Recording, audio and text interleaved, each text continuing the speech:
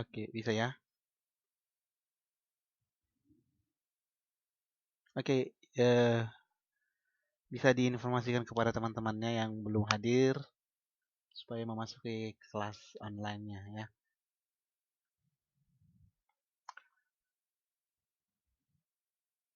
Kalau boleh tahu ini yang namanya Ajar Tobat siapa?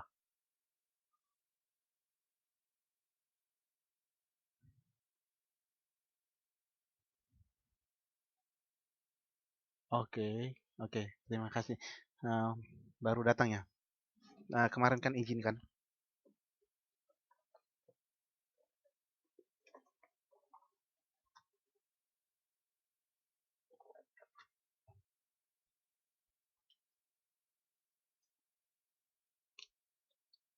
Oke.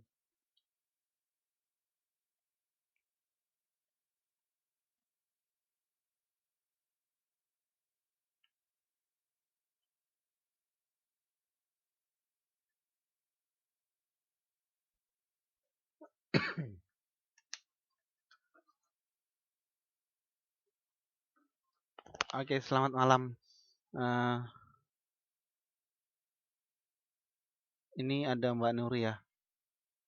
Sekalian dijalanin absennya karena ini sudah datang ya. Ajar Tobat. Hmm. Siapa tadi? Giono. Oke. Oke, kita lanjut ya.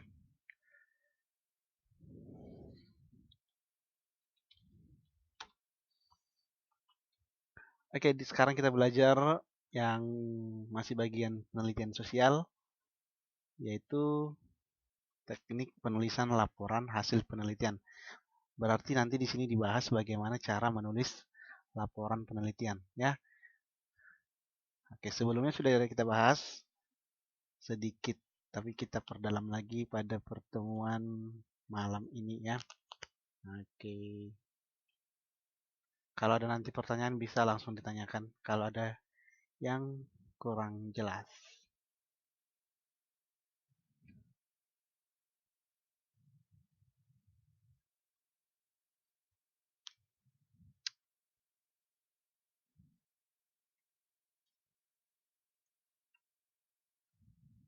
Oke, eh, katanya di sini kita lihat dulu beberapa persyaratan sebuah tulisan atau karangan dikatakan ilmiah. Antara lain menyangkut gaya tulisan ya. Oke, yang dikatakan dia menyangkut gaya tulisan ini berarti termasuk menggunakan bahasa yang baik dan benar. Kalau bahasa yang baik yang benar itu bagaimana? Ada yang bisa jawab nggak? Bahasa yang baik dan benar itu bagaimana?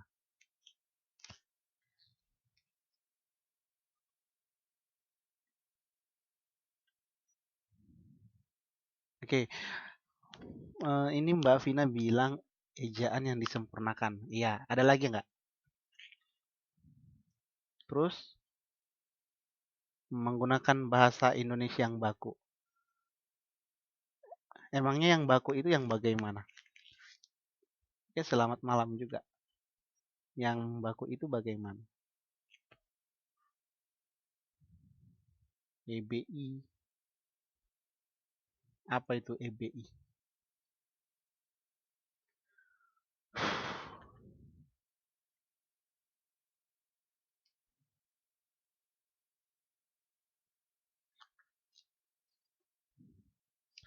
Oke, selamat malam semuanya. Oke, ya, ejaan yang disempurnakan boleh ya.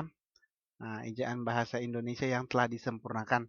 Itulah dikatakan menggunakan bahasa baku atau menggunakan tulisan serta ditulis dengan teknik penulisan yang benar ataupun ilmiah. Nah,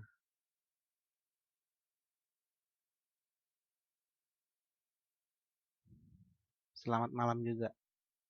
Oke, di sini juga katanya menyangkut gaya penulisan ataupun bahasa.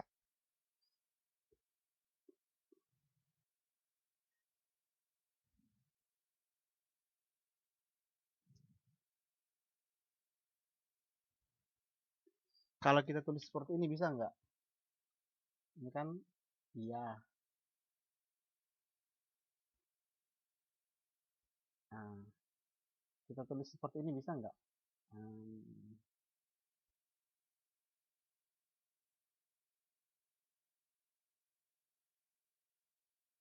bisa nggak? Ini baku nggak? Bisa nggak nulis seperti ini? Oke, bisa nggak kita pakai yang baku yang mana? Tidak atau enggak? Oke, bisa nggak saya pakai seperti ini?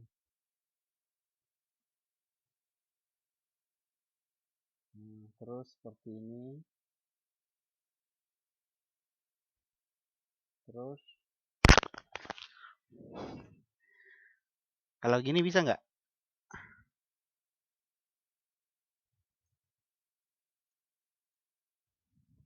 Bisa.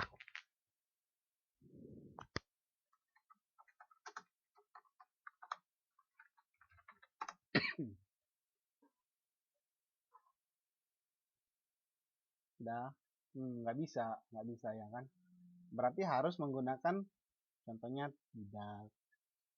Hmm,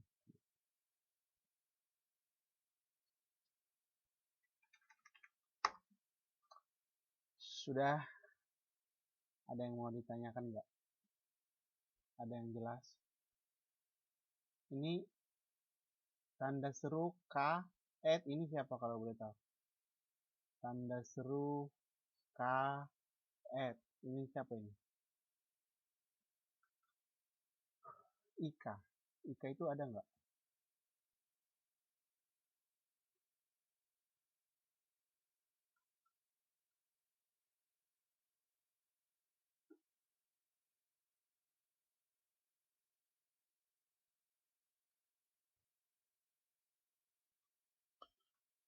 Oke. Oh, bingung soalnya.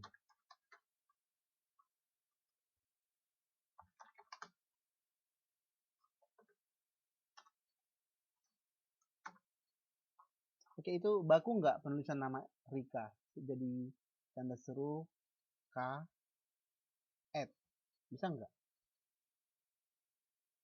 Nggak bisa ya. Hmm. Itulah dia penulisan. Nggak bisa. Berarti harus menggunakan bahasa yang ilmiah baku.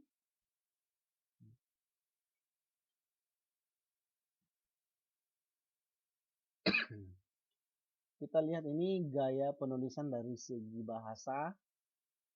Yang pertama, seorang peneliti harus berusaha agar prosedur, teori, hasil, dan kesimpulan penelitian mereka dapat tersaji dalam bentuk yang dimengerti orang lain. Artinya bahasanya ilmiah tetapi sederhana. Nah, bahasanya ilmiah tetapi sederhana. Terus menggunakan bahasa yang baik dan benar, baik itu dari segi penulisan ataupun ejaan. Nah, kita buat contohnya ya. Hmm,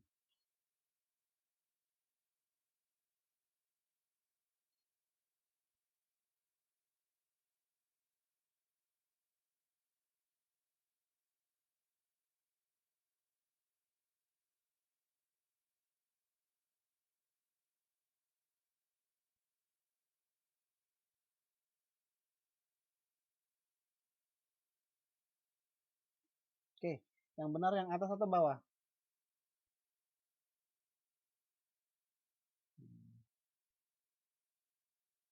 Siapa yang bilang atas?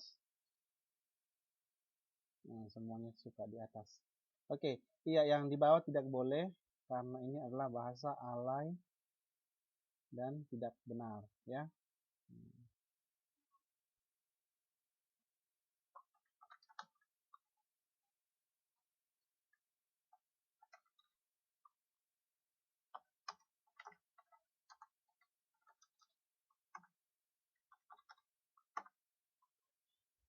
Oke, saya kira di sini tidak ada masalah ya, nggak ada masalah ya. Oke. Terus ada lagi katanya notasi ilmiah. Itu bagaimana notasi ilmiah? Ini kita lihat. Menurut Jujun S. Surya Sumantri, pernyataan ilmiah mencakup 3 hal. Itu yang pertama, kita identifikasikan orang yang membuat pernyataan tersebut. Kedua, harus dapat kita identifikasikan media komunikasi ilmiah di mana pernyataan itu disampaikan, apakah itu makalah, buku, seminar, lokakarya, dan sebagainya. Sama nggak isi dari buku dan makalah? Sama nggak isinya?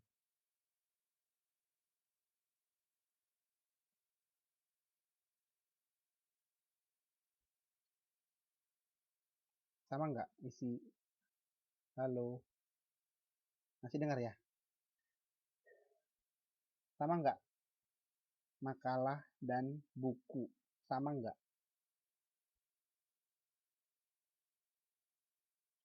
Ayo yang bilang sama siapa?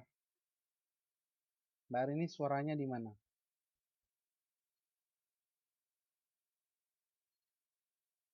Tidak. Oke.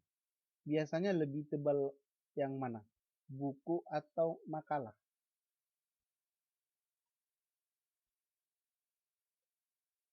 Berbeda. Oke.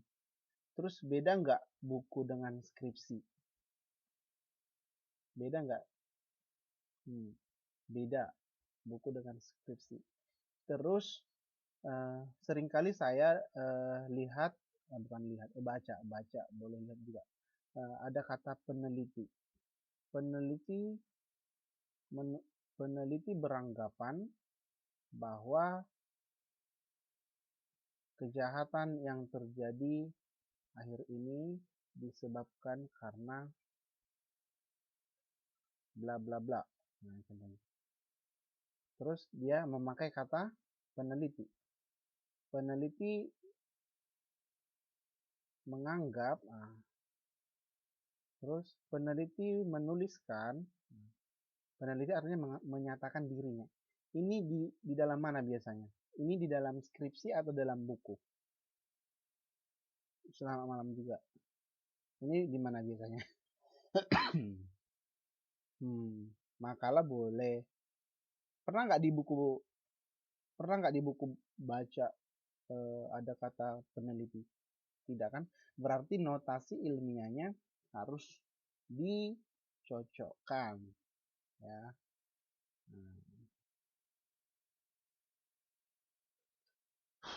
Sudah. Ada yang mau tanyakan nggak?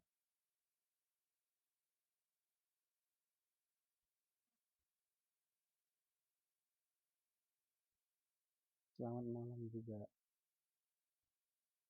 Oke ya. Nah, berarti penggunaannya harus berbeda, notasi ilmiah.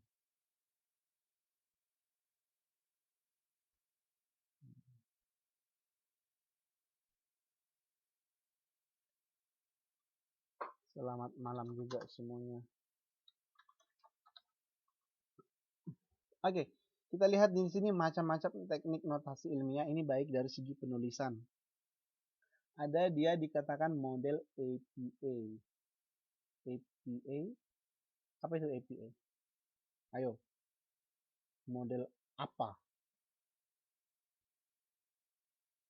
Ayo, apa itu? American.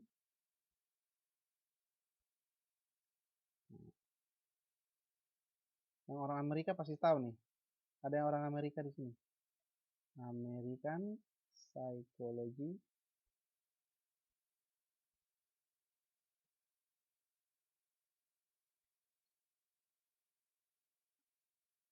American Psychology Association. Afrika. Yang orang Afrika siapa? Association. Artinya di Amerika itu ada perkumpulan ini, terus mereka membuat gaya penulisan karangan ilmiah seperti apa. Nah, ada lagi nanti contohnya bagaimana penulis. Biasanya ini dipakai untuk karya ilmiah yang bersifat apa? Penelitian apa? Penelitian yang kita pelajari sekarang apa? Penelitian sosial.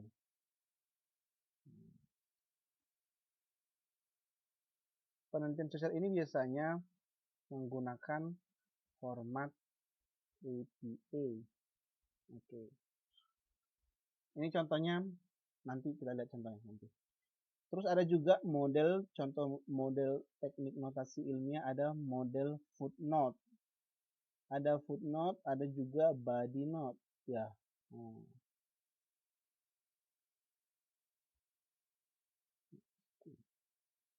Kemarin kan saya sudah bilang, menurut Rini tahun 2017.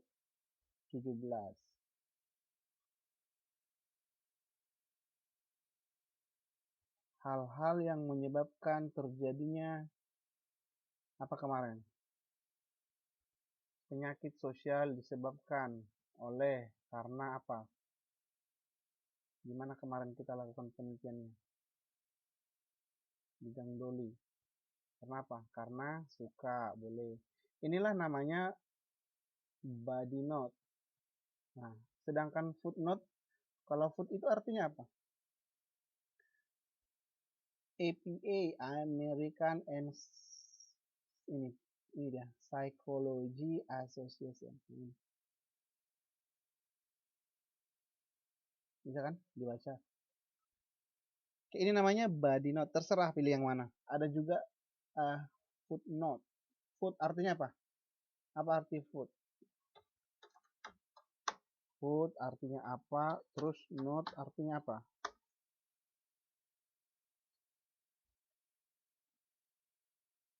Oke, foot itu kaki. Kalau note tangan. Tangannya. Nah, catatan. Oke, berarti catatan kaki. Berarti gimana buatnya? Kita lihat ini.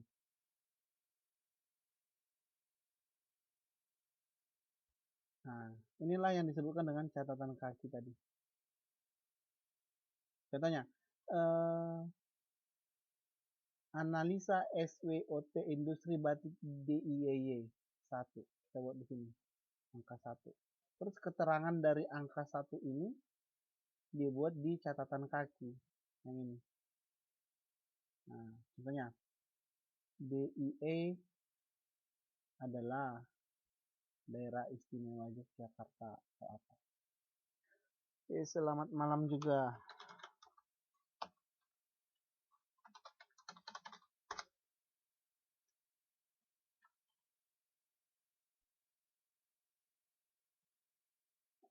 Ada pertanyaan?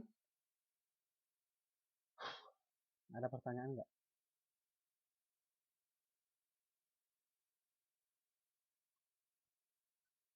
Ini yang hadir berapa orang? 1, 2, 3, 4, 5, 6,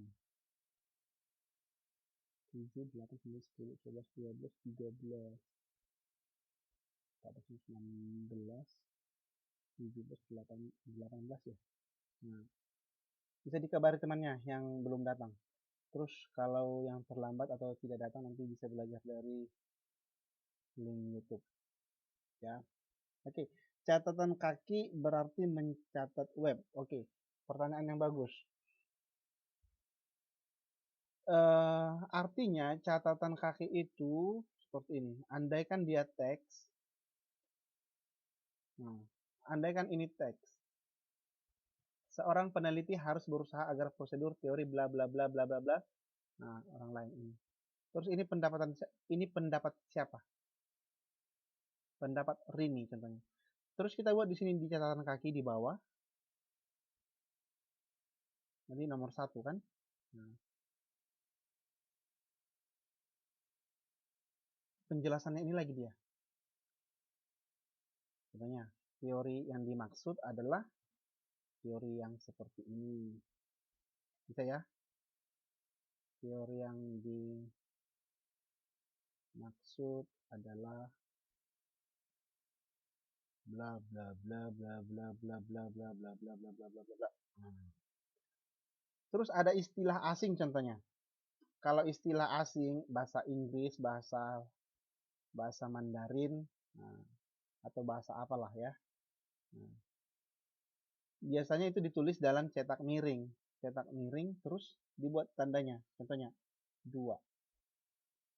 Artinya yang 2 ini, yang pertama tadi sudah ada di apa sih? Di catatannya. Yang kedua ini contohnya ini. Nah, contohnya ini. Terus dibuat lagi di sini. Ini lebih bersifat kepada keterangannya, keterangan dari teks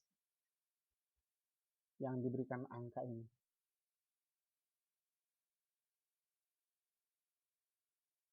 Bisa ya? Bisa nggak dipahami?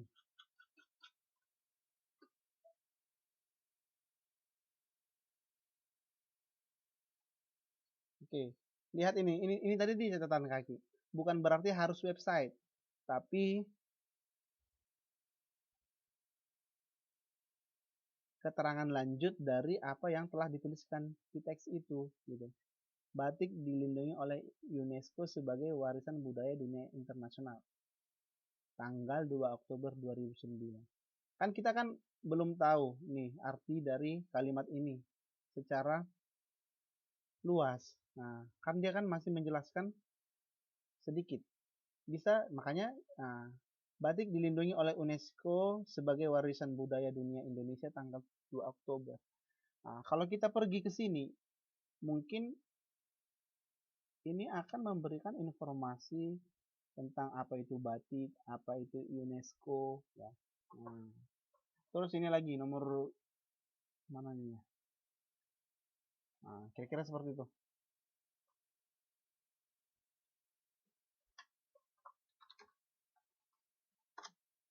Oke, macam-macam kutipan.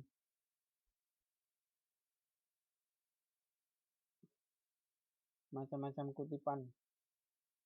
Bisa, kemarin saya bilang, bisa nggak kita copy dan tempel penelitian orang lain terus kita buat jadi penelitian? Bisa nggak?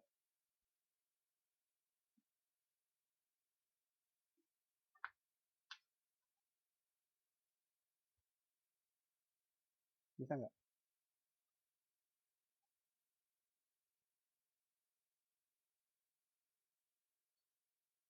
Bisa. Harus buat namanya orangnya atau orang yang melakukan penelitian terdahulu atau tidak?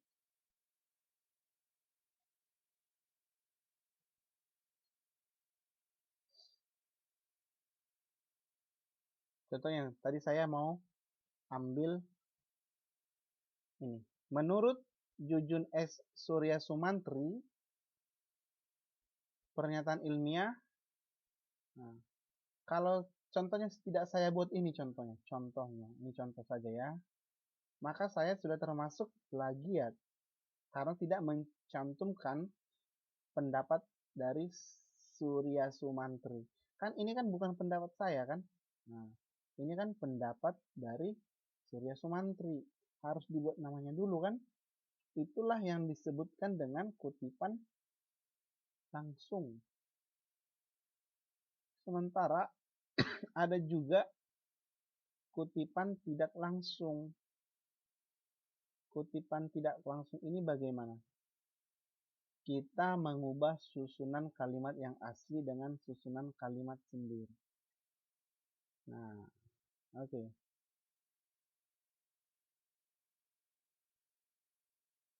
Coba ini menurut saya contohnya. Menggunakan bahasa yang baik dan benar. Coba buat dengan kalimat kalian sendiri. Artinya sama dengan menggunakan ini. Ayo.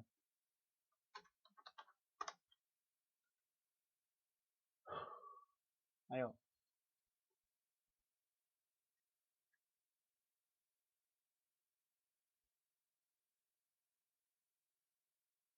Menggunakan bahasa yang baik dan benar. Kalian buat dengan bahasa yang sendiri, kalimat sendiri. Ini kan tadi kan pendapat saya ini, menggunakan bahasa yang baik dan benar. Nah, tadi kita lihat pengertian dari kutipan tidak langsung, yaitu kita mengubah susunan kalimat yang asli dengan susunan kalimat kita sendiri. Terus saya mau tanya, ini tadi kalimat saya. Terus kalian mau mengutip, tetapi menggunakan kalimat kalian tersendiri. Bagaimana?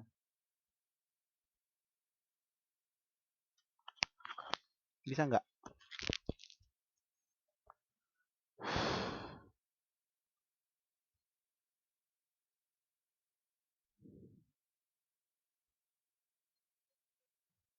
Halo, masih ada orang? Ayo. Iya, artinya coba ubah dulu kalimat ini. Ubah dulu kalimat ini. Saya kasih contoh satu ya. Iya, pakai bahasa yang baik dan benar, benar semuanya. Tapi gunakan ini, menggunakan bahasa yang baik dan benar. Pakai bahasa yang baik dan benar. Oke. Yang lain coba. Iya benar, menggunakan ejaan bahasa Indonesia menurut KBBI, benar. Sama kan artinya kan? Karena menggunakan bahasa yang baik dan benar itu juga pasti sesuai dengan KBBI. Nah, itu namanya kutipan tidak langsung.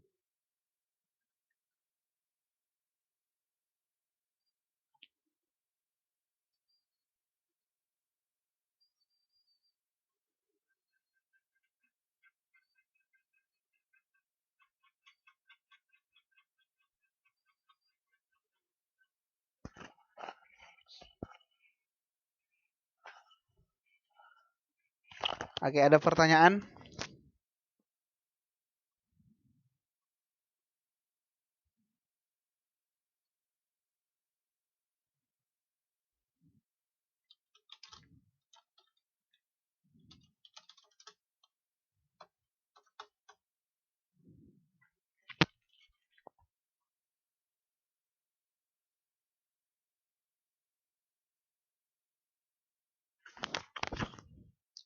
Oke, ini dia jenis kutipan tidak langsung. Jenis kutipan tidak langsung, nama pengarang ditulis sebelum kutipan. Selanjutnya,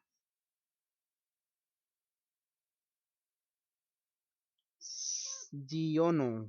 Kita ganti namanya ya. Jadi Giono.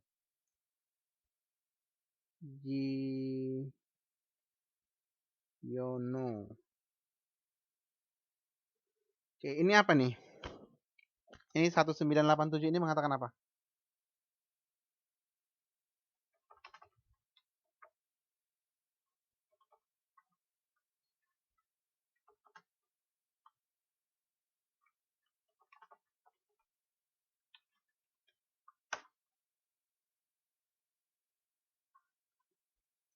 Oke, 1987 ini menyatakan tahun.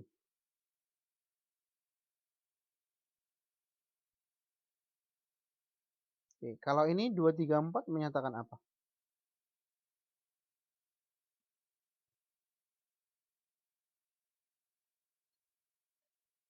Ayo. 234 menyatakan apa? Iya, halaman buku. Berarti dikutip dari buku karangan Sarjen atau Giono halaman 234. Oke. Selanjutnya, ini bisa ditulis di depan namanya. Bisa di belakang. Beda kan formatnya? Walaupun intinya sebenarnya sama. Oke. Terus bisa nggak seperti ini? Contohnya nama lengkapnya adalah Sarjen Giono. Terus menurut Sarjen Giono, bisa nggak seperti ini? Dia langsung menggunakan kata seperti ini. Bisa nggak? Tidak bisa. Yang dipakai adalah nama awal atau akhir. Awal atau akhir.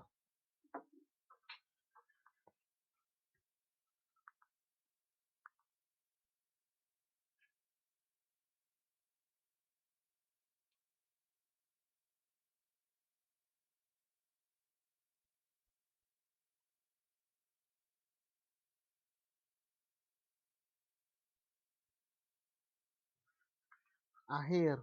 Berarti kalau Susi Sukarsih kita ganti, kita buat namanya jadi apa?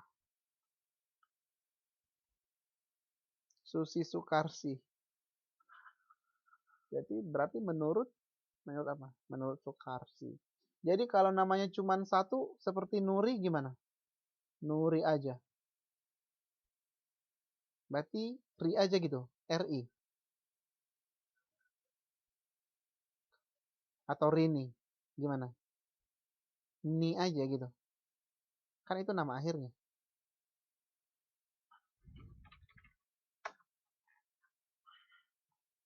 Ayo. Mugi. Ada lagi namanya Mugi. Terus menurut Gi gitu aja.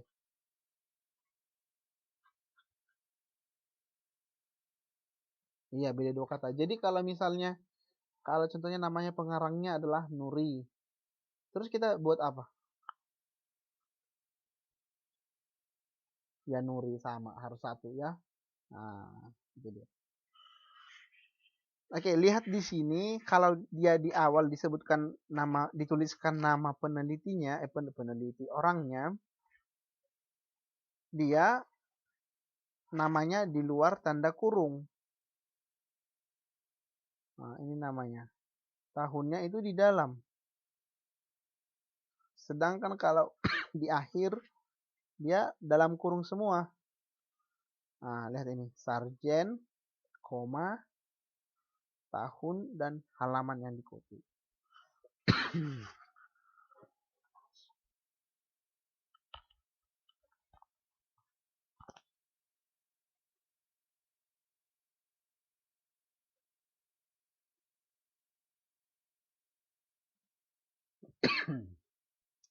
Oke, ini dia contoh kutipan langsung. Tadi tidak langsung ya. Kutipan langsung adalah mengutip mentah-mentah kalimat dari sumber rujukan. Nah,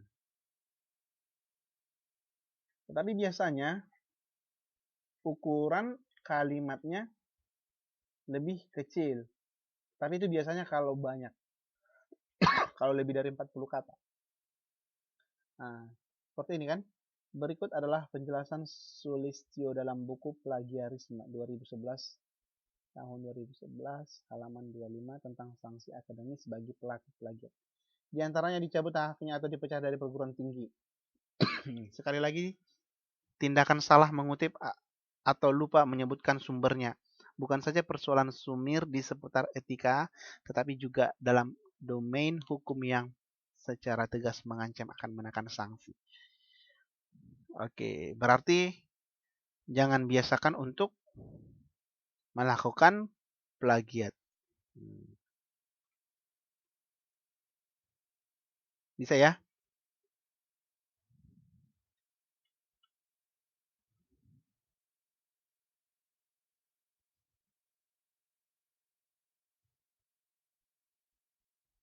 Halo? Ada pertanyaan nggak?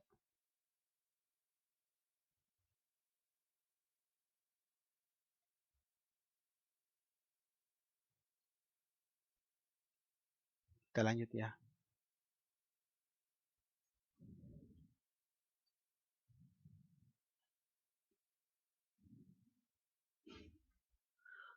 Contoh penulisan catatan kaki.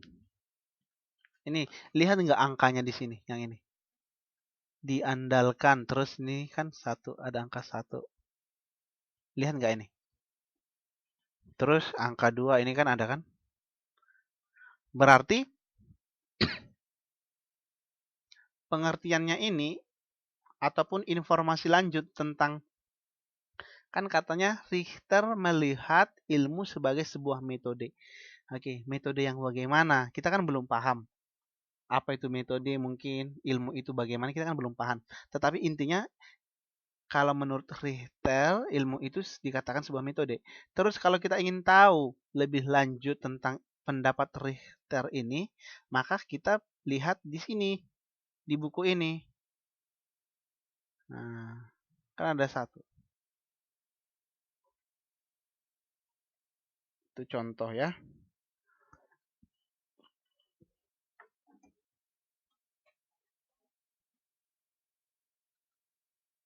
Oke, sudah jelas ya?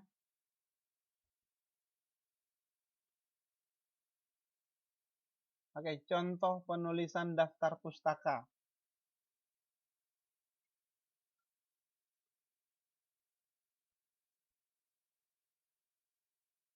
Kalau tadi namanya Reni Nurain Fatimah, terus namanya dibuat jadi apa? Reni Nurain Fatimah.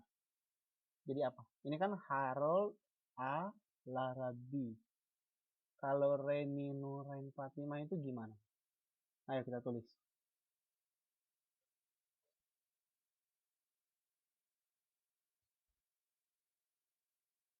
Ayo. Aja. Oke, kita tulis ya. Berarti Fatimah kan nama akhir dulu.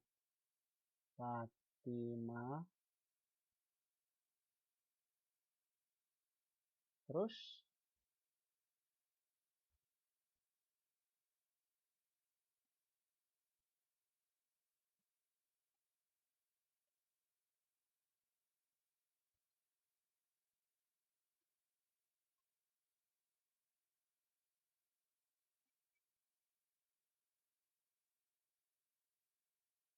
ayo, Fatimah terus Fatimah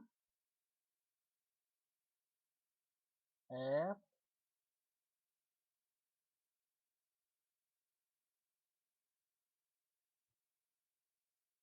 tulisnya Nur Ain. Ini dia kalau di catatan kaki ataupun di daftar pustaka. Oke. Kalau menurut Fatimah R Nurain, berarti tadi di body note-nya kita buat cuma Nurain aja, hanya Nurain aja ya. Nah, beserta tahunnya. Ini dia. Ini dia kota, kota penerbit ya. Ini tahun, halaman. Terus ada di sini et all katanya. Nah, ini artinya apa?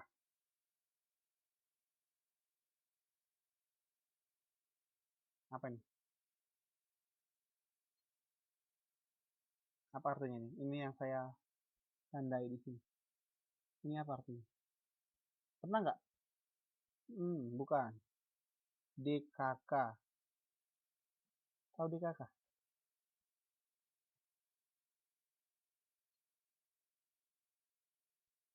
Yang ini.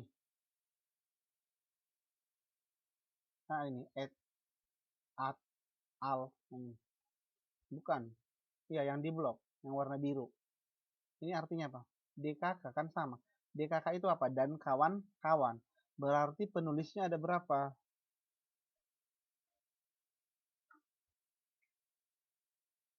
100 bisa. Bisa nggak 100? Tapi nggak pernah ya yang ngarang buku 100. Biasanya 3, 2, atau 4. Banyak ya. Oke. Terus, mengapa namanya ini tidak disebutkan? Tidak dituliskan. Contohnya kita buat penulisnya adalah Reni, Nuri, dan Rini. Terus yang kita tulis nama siapa? Ayo. Salah satunya. Yang mana? Ini siapa? Reni, Nuri, Rini. Kita tulis siapa?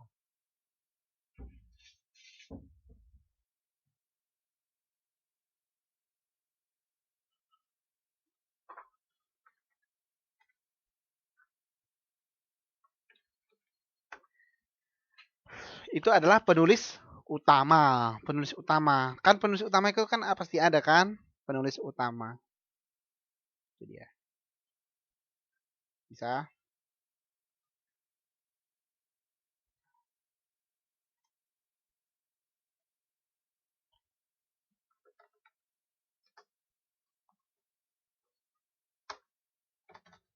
Oke. Terus rambu-rambu pengetikan. Setelah mengetahui bagaimana cara menggunakan bahasa yang baik, cara mengutip sumber, menuliskan notasi ilmiah, dan menuliskan daftar pustaka, maka seorang penulis atau peneliti harus mengetahui pula bagaimana teknik pengetikan. Berarti yang ditekankan di sini adalah bagaimana kita untuk mengetahui dan menuliskan teknik pengetikannya. Nah, terus biasanya kertasnya di ukuran A4. Jangan di ukuran, kan ini kan kertas komputer kan, A4 yang biasa itu. Jangan buat A1 ya. A1 kan sebesar meja. Nah, nggak boleh kan? Bisa dijilid nggak itu jadi buku? Sebesar meja. Meja makan. Bisa, A1. Siapa tahu kan? Nah, atau enggak sebesar uh, notes. Bisa nggak? Sebesar dompet. Bisa? Enggak, A4. A4 itu biasanya kira-kira ukuran gimana ya? Double folio kurang lebih ya. Nah, iya, benar. Terus jarak tepi atau margin 3 cm atas, 3 cm bawah, 4 cm kiri, 3 cm kanan. Mengapa dia cuman atau hanya yang di kiri yang 4? Karena ini kan dijilid. Nah, dijilid kan, jadi akan mengenai hasil jilitan itu nanti akan mengenai jarak tepi yang di kiri. Nah, itu ya. Oke. Ada pertanyaan enggak?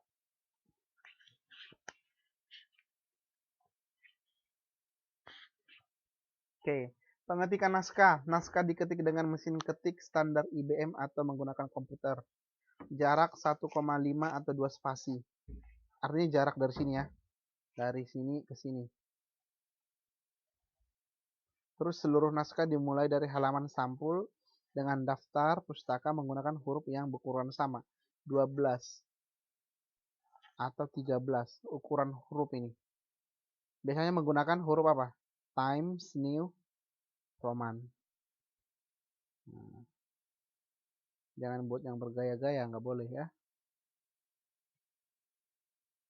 Times New Roman. Dah, awal paragraf dimulai pada ketukan kelima atau keenam. Artinya ini dia paragraf ini, yang ini. Bisa kan lihat yang ini? Ini kan kosong. Inilah dia ketukan kelima itu. Nah, yang ini.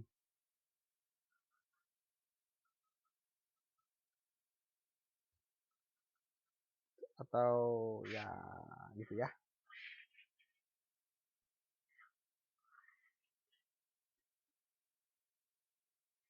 Oke. Terus nomor halaman. Nomor halaman. Nomor halaman untuk bagian awal diberi nomor dengan huruf Romawi kecil I1, I2, I3, I4, I4, 5. Saya kira ini sudah paham ya. Sampai sebelum dari pendahuluan. Setelah pendahuluan itu ditulis angka 1. Angka 1 Arab ya.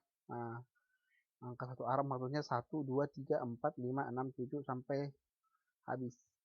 Terus pada halaman dengan judul bab, contohnya bab 4. Nah, nomor halaman ditulis di bawah tengah. Ini kan bawah tengah, contohnya halaman 60. Sedangkan yang lainnya ditulis di atas kanan. Nah, ini contohnya halaman 61.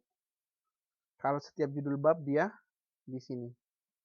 Sedangkan teks yang lain dia di halaman 60 di atas sudut kanan.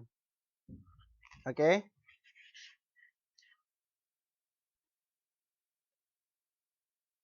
Oke, tabel dan gambar.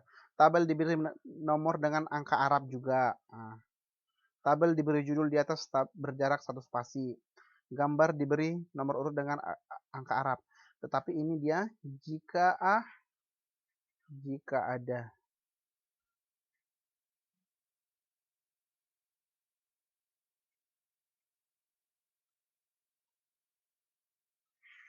Nah,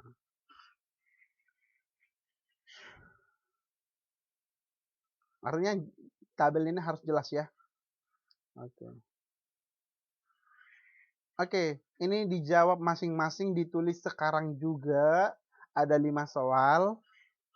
Terus setelah itu langsung difoto, terus dikirim kepada saya. Ini tugas yang pertama. Ayo. Terus nanti langsung dikirim kepada saya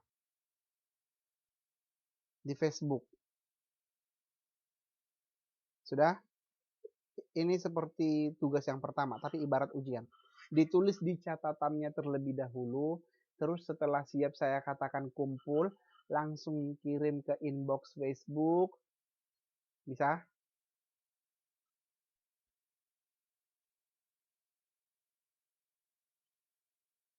Ada 5 soal ini. Satu soal hanya 3 menit. Dimulai dari sekarang. Semua dengar ya?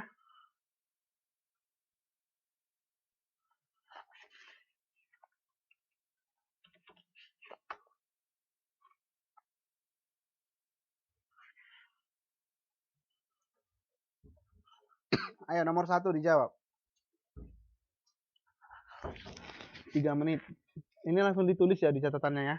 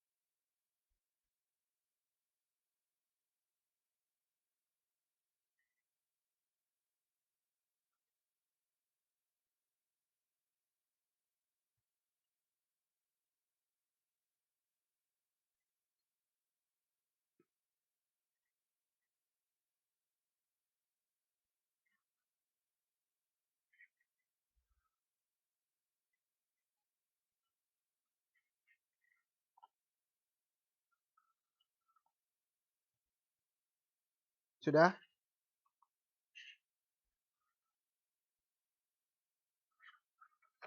Oke, nomor 1 tadi sudah ya.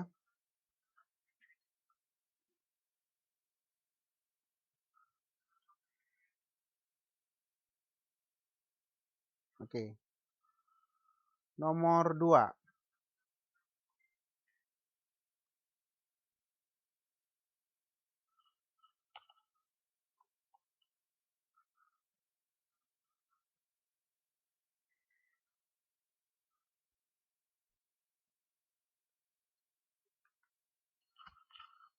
Dua, salah satu contoh jenis atau bentuk penelitian yang dilakukan oleh mahasiswa di perguruan tinggi adalah.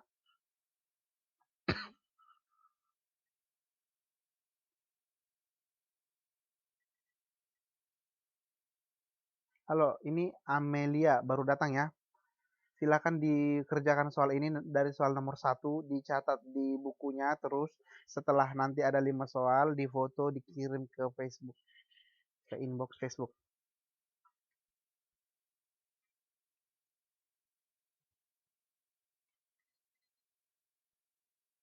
Enggak, jawabannya saja.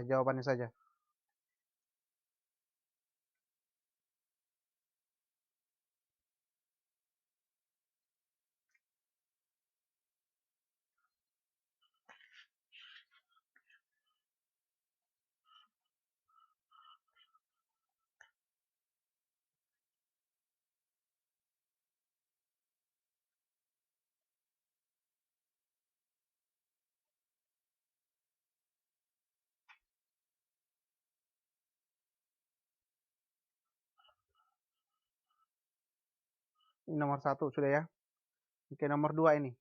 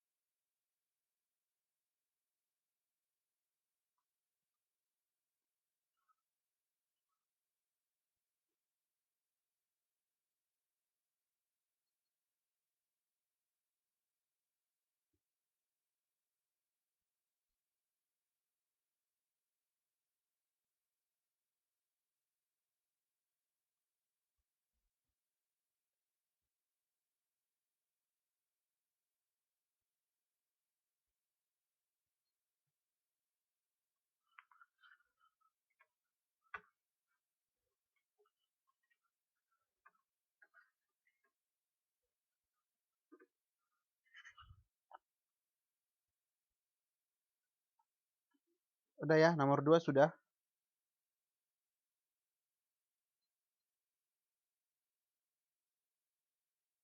Oke, nomor 1 ini.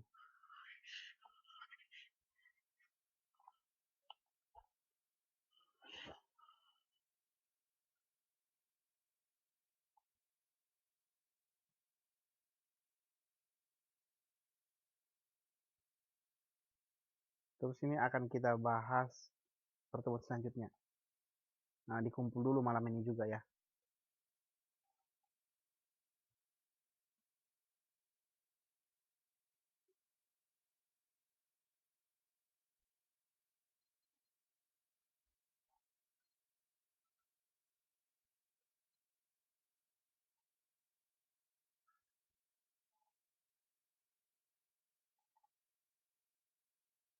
Oke, nomor 2 ini sudah ya.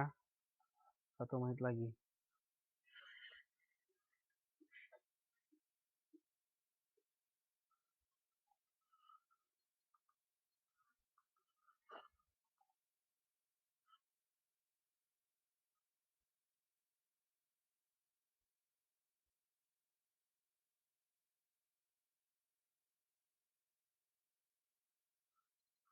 Oke, nomor 3 ini.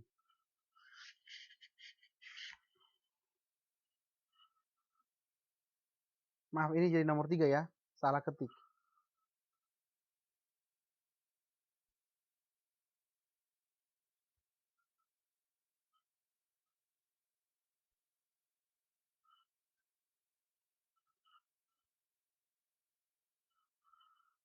Ya, ini nomor 3, nomor 3.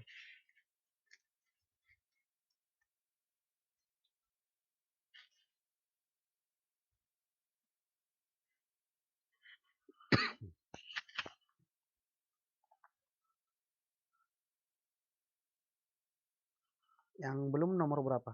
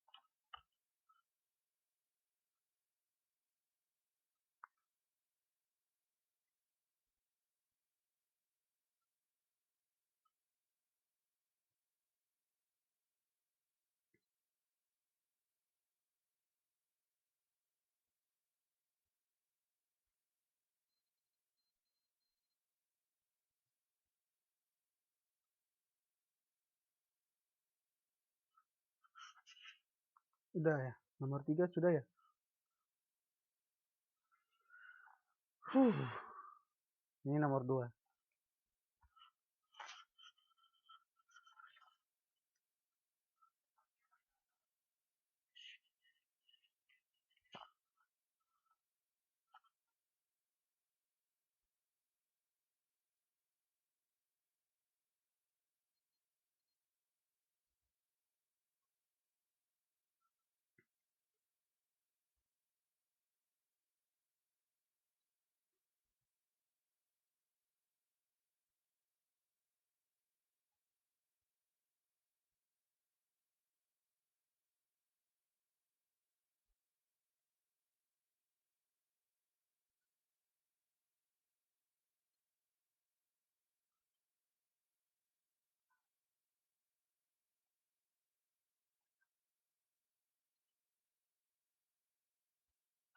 Sudah ya, sudah. Nomor 3 tadi sudah. Ayo, ayo, ayo, ayo. Sudah ya. Mau kembali lagi nomor 1.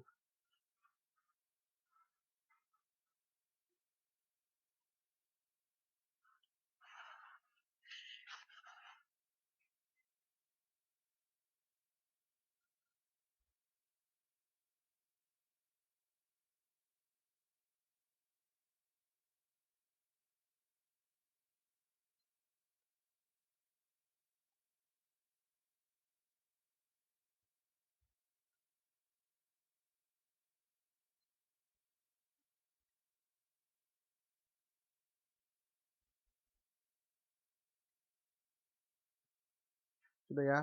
Lanjut. Ini nomor 4.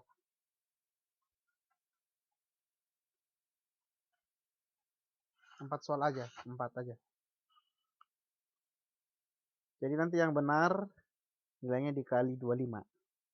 1 dikali 25. Berarti kalau benar semua, 4 kali 25 100.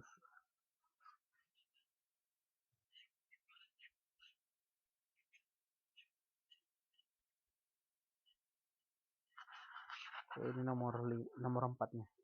4 soal aja.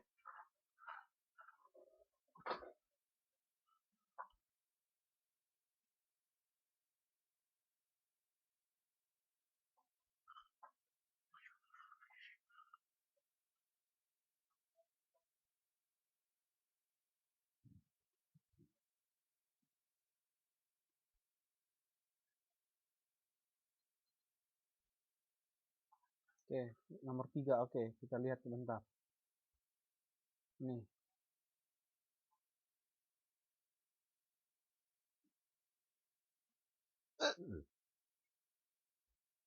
Oke, sudah ya. Sekarang nomor 4. Nomor terakhir.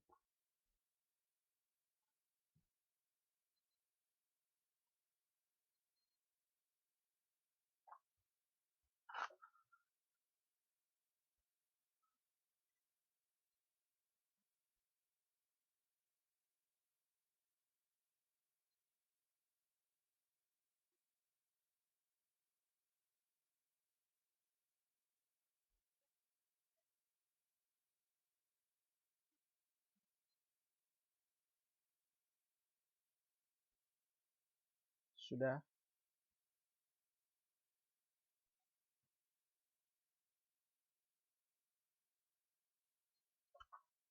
Oke, yang sudah langsung difoto, langsung dikirim ke saya.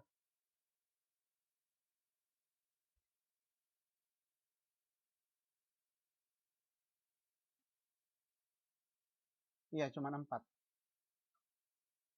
4 aja. Nanti 4 kalau nanti dia benar. 4 kali 25. Berarti 100. Kalau benar 1, nilainya 25. Iya, isinya aja.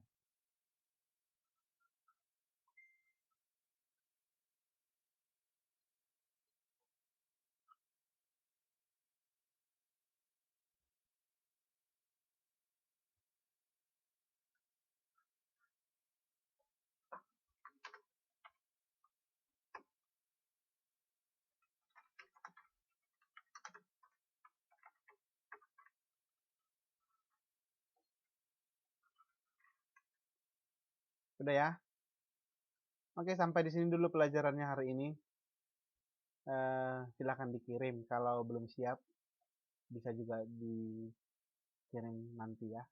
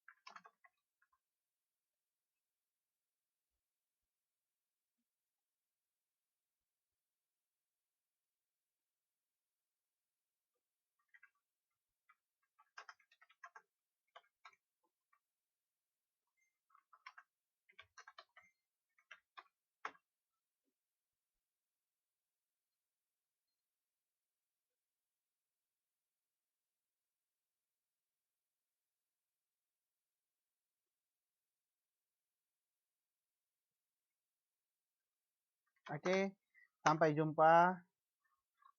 Selamat malam. Nanti saya kirim lagi tugasnya. Yang sudah selesai, silakan dikirim.